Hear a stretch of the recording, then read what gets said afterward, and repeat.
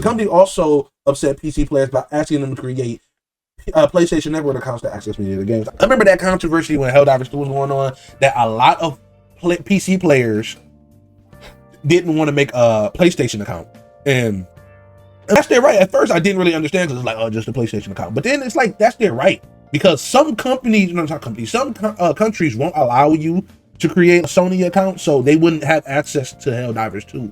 It was weird. Or like, Sony, PlayStation Network was known to get leaked. So people don't have a lot of faith in PlayStation and didn't want to put their information on there.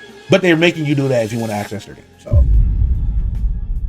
we got another article right after that marathon review. We got another article up. All right. So Sony pulls back from their PlayStation games on PC. So Sony, PlayStation is taking their single player games off of PC. Well, they're not going forward with it. Me personally, I feel like this is a good thing and a bad thing. Maybe more bad than good, especially with the recent news that's been coming out in the past couple months, man.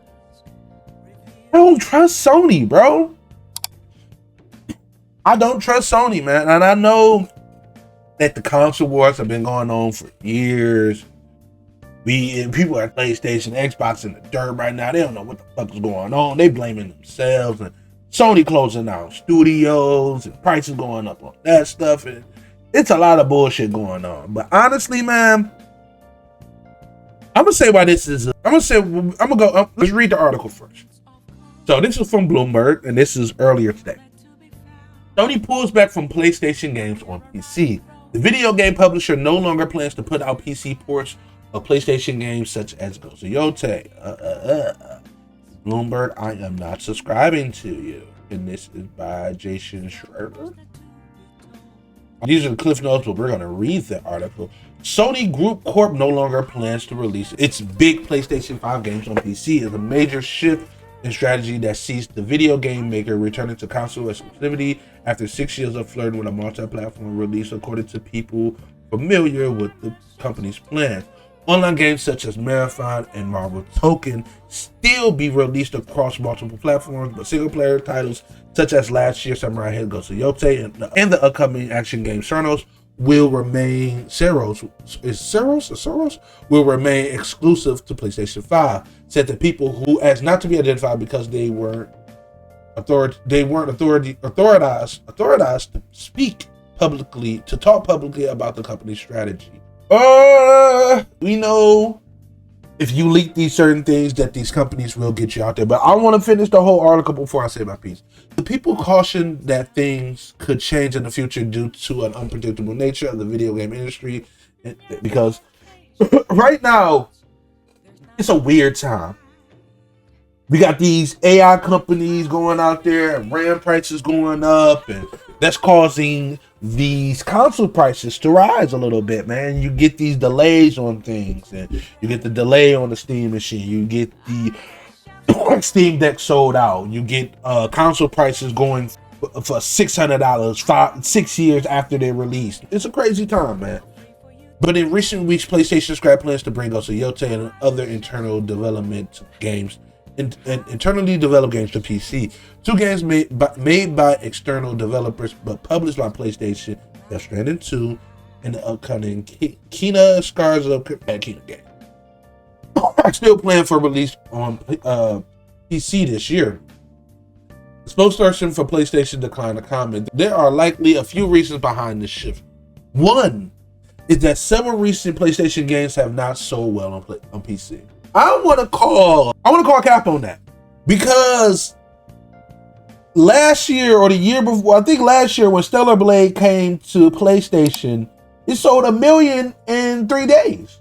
When Helldivers released on PC, I think the Helldivers numbers was, you know what? Can I pull up these numbers? I got numbers. So we can already see that this is Helldivers 2. Over half of Helldivers 2 sales have been on PC in the US. Already the 7th highest grossing Sony published game in history. Helldivers 2.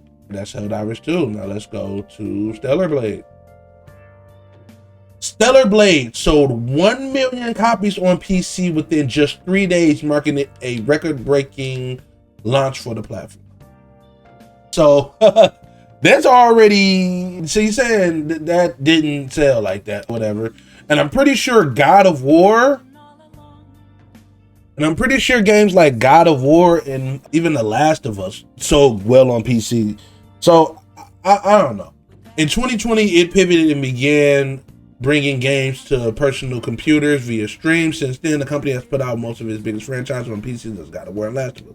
But the strategy has been muddled and confused by many players. Mostly PC releases arrived months or years after the game came out on PlayStation. The cadence was never consistent, and the announcement appeared to be haphazard. The company also upset PC players by asking them to create PlayStation Network accounts to access many of the games. I remember that controversy when Helldivers 2 was going on, that a lot of PC players didn't want to make a PlayStation account, and that's their right. At first, I didn't really understand because it's like, oh, just a PlayStation account. But then it's like, that's their right, because some companies, no, not companies, some countries won't allow you to create a Sony account, so they wouldn't have access to Helldivers 2. It was weird. Or like Sony PlayStation Network was known to get leaked, so people don't have a lot of faith in PlayStation and didn't want to put their information on there, but they're making you do that if you want to access their game. So, but whatever. Now Sony is looking to take a more straightforward approach going back to console exclusive. Sony's two rivals in the console space have taken different paths. Nintendo company has released almost all of its games solely on its Switch hardware, while Microsoft company has turned into a multi-platform publisher, releasing everything on PC and many more games on PlayStation. Another factor behind Sony's pivot may be Microsoft's Xbox, which is rumored to use Windows and capable of playing PC games. I can see that. I think there was. I do want to react to the interview they had with, I think, I don't know my man's name. Jets, I think he had with the new Microsoft CEO with Matt Booty and Asha, and they did talk about not wanting to make Xbox hardware. So I do want to react to that. Some executives at PlayStation may not be thrilled at the prospect of one company flagship games like God of War running on the next Xbox console. So I'm gonna tell you why I don't think this is a good idea after what I just read, or just in general. I don't trust Sony. Sony just shut down Blue Point, and they attributed it to low sales and everything. One of the reasons why. Some of their remakes, a lot of them weren't selling like that.